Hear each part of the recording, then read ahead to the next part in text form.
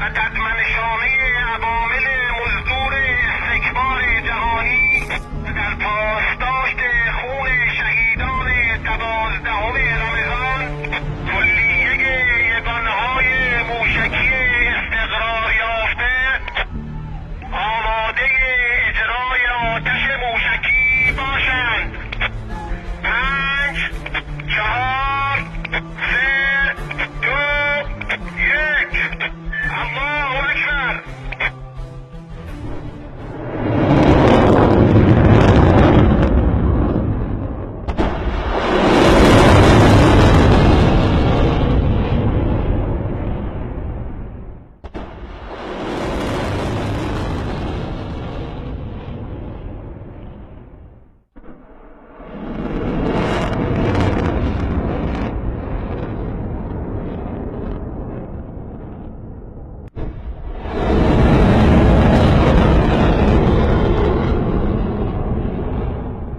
قررش موشک‌های نقطه زن سپاهیان اسلام است که بر سر فرماندهان تروریست‌های تکفیری در استان دیر و زور سوریه فرود می‌آید.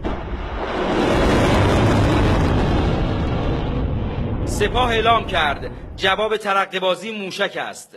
دشمن هوشیار باشد.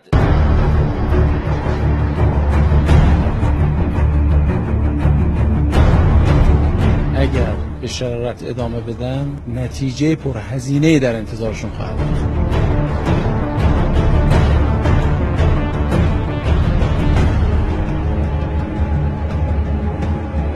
این تصاویر ناب دل یک ایران مرد و زن، قلب غیور مردان مدافع حرم، فکر خانواده های شهدا و خانواده های شهدای ترور را شاد کرد که سیلی سپاهیان این سرزمین به تکفیری ها و تروریست ها محکمتر از آن است که در ذهن بدونجد.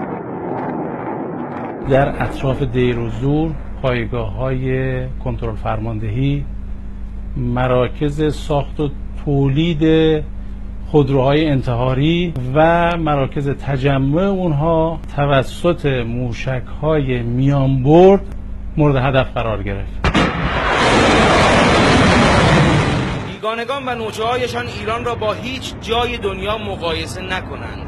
اینجا بیشه شیران است. دشمنان ما باید بدونن تهران لندن و پاریس نیست.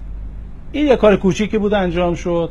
اگر دست از با خطا بکنن ضربات مهلکتر بر سر اونها انشاءالله فرود خواهد آمد. این فقط 6 موشک میانبرد زمین به زمین سپاه بود، آن هم در جواب عملیات کور و بزدلانه تروریست ها در مجلس و حرم امام خمینی. موشک ها از ایران شلیک شد، بر فراز عراق عبور کرد، در سوریه فرود اومد و توسط هواپیماهای بدون سرنشینی که از اطراف دمشق به پرواز در آمده بود بر فراز دیر و زور اصابت‌ها را همزمان برای ما اینجا مخابره کرد. تمام موشک‌ها اصابت‌ها درست بود؟ دقیقاً. تنها ساعتی از فرمان نگذشت که موشک‌ها در محل پرتاب مستقر شدند. پهنه‌ای از سرزمین غیور مردان کرد، کرمانشاه و کردستان. اشراف اطلاعاتی از مخفیگاه‌های فرماندهان تروریست‌ها آنقدر بالاست که به سرعت مراکز تصمیمگیری تکفیری‌ها در اختیار سکوهای پرتاب موشک قرار گرفت.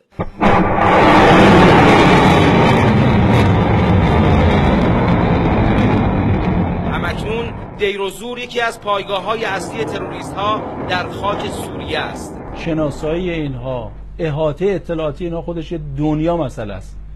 زدن این موشک‌ها از این فاصله 600 کیلومتری و نشوندن روی یک ساختمان کوچیک، این خودش پیامه. یعنی میفهمن که عیار ایرانی‌ها کجاست. موشک‌ها نقطه زنند.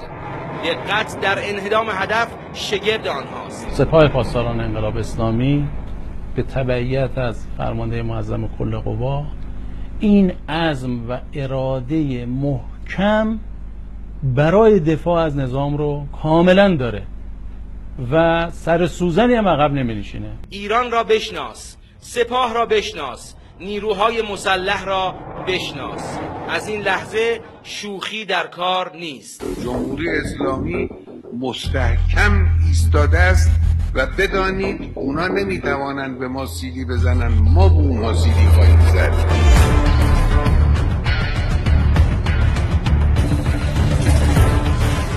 موشک‌های جدید و نقطه زن سپاه پاسداران انقلاب اسلامی نوش جان تروریست‌های تکفیری در استان دیرالزور. ایمان مرآتی، خبرگزاری صدا و سیما، استان کرمانشاه.